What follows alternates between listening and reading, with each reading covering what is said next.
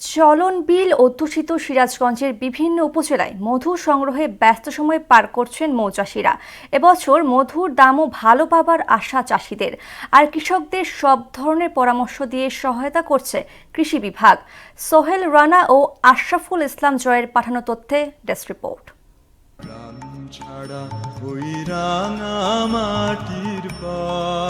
সিরাজগঞ্জের চলনবিল সহ বিভিন্ন উপজেলার মাঠে মাঠে এখন হলুদ ফুলের সমারোহ। চলতি মৌসুমে চলনবিল অধ্যুষিত উল্লাপাড়া, তারাস, রায়গঞ্জ ও শাহজাদপুর উপজেলায় 90,550 হেক্টর জমিতে সরিষা আবাদ হয়েছে।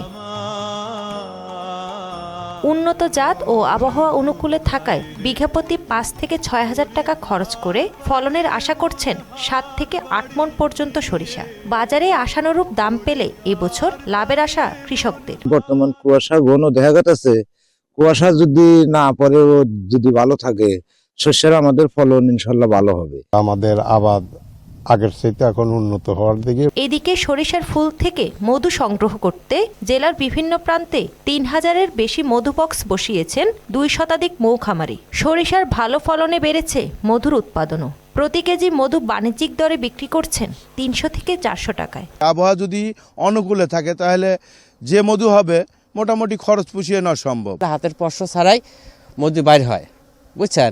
তখন তার বাইর হওয়ার পরে মনে করেন যে এটা বাজারজাত করা হয়, তারপর সাধারণ ক্রেতাকে দেওয়া হয়। যে উৎপাদন করতেছি আমরা সঙ্গে সঙ্গে মধুটা কিন্তু মাঠে থেকে শেষ হয়ে যাচ্ছে। ভোজ্য তেলের আমদানি নির্ভরতা কমানোর পাশাপাশি সরিষার আবাদ বাড়াতে কৃষকদের পরামর্শ সহ নানা সহায়তার কথা জানিয়েছে কৃষি বিভাগ। মাঠ পর্যায়ে যে সকল পরামর্শ সহযোগিতা করা, কৃষকদের অ্যালার্ট করা, এলোপাতারিভাবে কীটনাশক স্প্রে করে মৌমাছিদের যাতে ক্ষতি না হয় সেই বিষয়ে মাইকিং এবং লিফলেট সহ অন্যান্য প্রচারণা কার্যক্রম আমাদের চলমান রয়েছে। তেল ফসলের উৎপাদন বৃদ্ধির লক্ষ্যে সরকারি পর্যায়ে বিভিন্ন ধরনের প্রণোদনা কার্যক্রম কৃষি সম্প্রসারণ অধিদপ্তর থেকে গ্রহণ করা হয়েছে।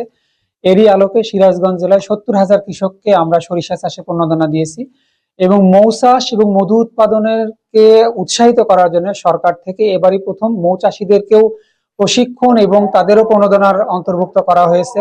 চলতি বছর জেলায় 4,04,000 কেজি মধু সংগ্রহের লক্ষ্যমাত্রা নির্ধারণ করা হয়েছে, যার বাজার মূল্য প্রায় 11 কোটি টাকা।